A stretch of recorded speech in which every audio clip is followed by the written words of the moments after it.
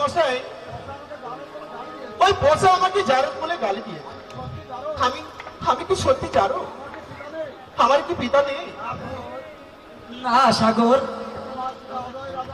তোমার পিতা অজয় রাজা নয়, আর তুমি তার পালক পুত্র। কারণ তুমি নাকি সাগরের জলে ভেসে এসেছো।